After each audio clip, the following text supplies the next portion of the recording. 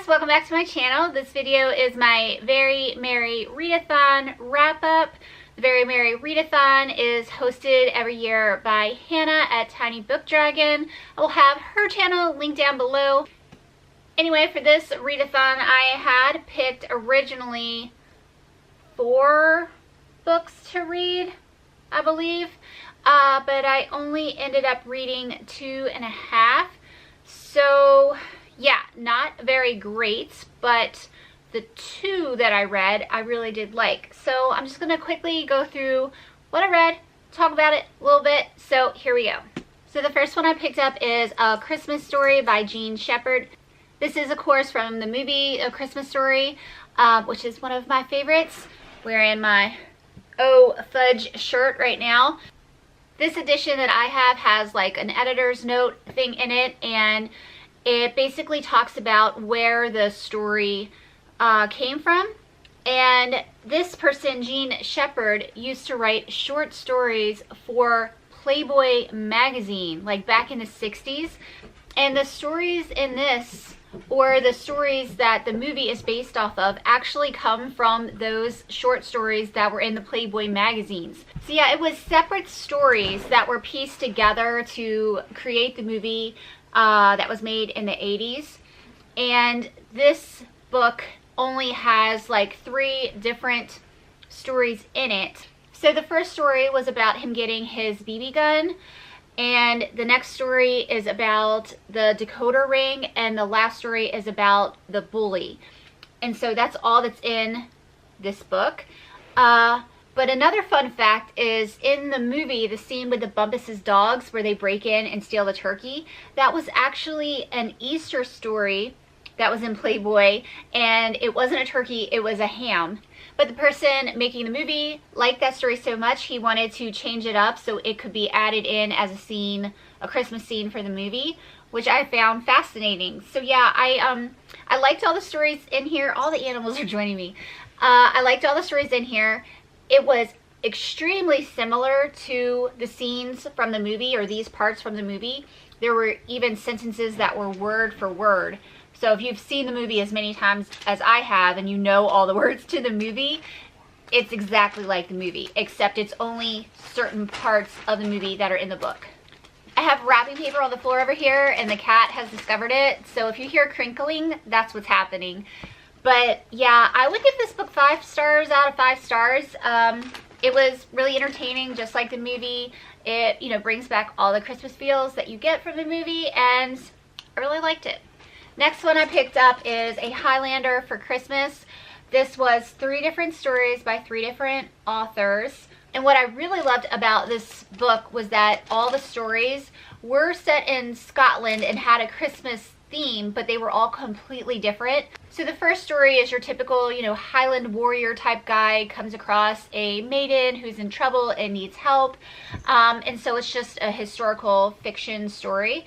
The second story was an incredibly erotic story, which I certainly do not mind, but it was about fairies. So there's a fairy that falls in love with a human, and she has to decide if she's going to stay in the human realm or basically live forever in the fairy realm. And the third story, which was my favorite, I loved it so much, probably because I'm a big weirdo and I love these type of stories, but the third one was a ghost story, a ghost love story.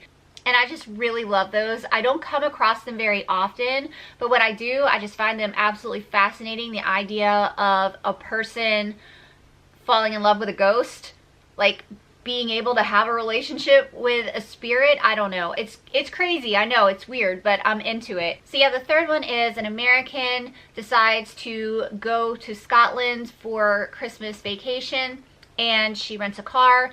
Car breaks down. She ends up having to trudge through the woods and knocks on the door of a castle where a ghost lives, and they develop a relationship, and I loved it. It was heartwarming. It was lovely. I just absolutely loved it. And I discovered that the author that wrote that story has another book that connects with it, with other characters that were in the story, and I've already ordered it, and I'm waiting for it to come in because it was so good. So yeah, I really love this book.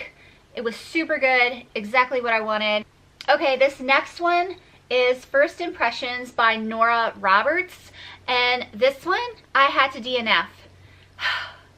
I'm gonna rant here. I have to rant because I'm still angry about this, but I've read a few books by Nora Roberts. I know she's very well known. She's written a billion books. She's been around for a very long time, and I expect much better from her in the writing department than what she was giving in this book. So I basically read the first 50 pages, and let me just tell you what was in the first 50 pages, and I want you to leave in the comments if this would make you crazy or not as well. But basically the story starts out, a girl's grandmother dies, and she moves into her grandma's old house, decides to turn it into a museum, and it's in like a kind of rural town. So she leaves the big city and goes back home to the rural town to live in her grandmother's house. At the same time, she gets a new neighbor who moves in on the property next door. She decides to go over and introduce herself to the neighbor, and while she's there, he's a total dick for no reason. He's just mean and gruff and horrible, and she's like, well, whatever, screw you, I'm going home.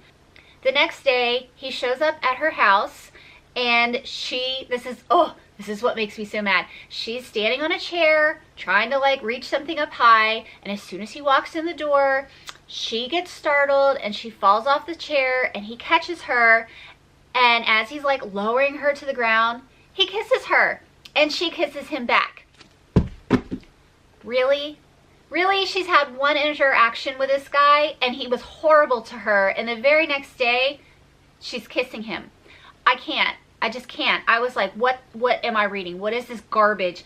Anyway, I decided to finish the chapter I was on. I was like, I'm just going to finish the chapter, and then I'm going to throw this book in the trash. So anyway, I go to finish it. They sit down. They have a conversation. He asks her, why did she leave her like little rural town to begin with and move to the big city? And if any of you have watched any of my videos in the past, you might remember this is like something that just sets me off. It is my least favorite sentence on the planet. Cannot deal when any writer writes this sentence. So she says, oh, you know, I moved to the big city because I needed some excitement with a capital E. No, no girl, no. No one talks like that. No one. If you talk like that, you need to get smacked. I cannot. Yeah, I have read quite a few books where the author will write a sentence like that. He was sexy with a capital S. I needed a kiss with a capital K. I cannot. That is the worst sentence in the world. Cannot.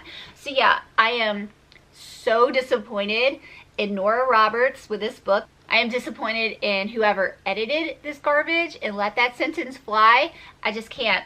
I can't. So I didn't finish it. I read 50 pages and I put it down.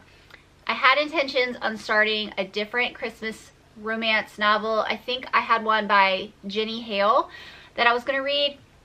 Time got away from me. I ended up visiting my dad up in Baltimore this weekend and didn't get a chance to even start the book. So that is my wrap up for the Very Merry Readathon. I had 2 books that I loved, and I'm happy with that. Christmas is in like 7 days right now, and I still have so much to do to get ready for it. And so I don't know how much reading I'm going to get done. There were several books that I wanted to get through in December that starting to feel like might not happen, and that's sad, but what are you going to do? I hope you all are doing really well with your readathons. I know there's quite a few going on in the month of December. If you did Very Merry Readathon and you filmed a video for it, let me know down below because I would love to watch your videos. I hope you guys have a great week, and I'll see y'all later. Bye.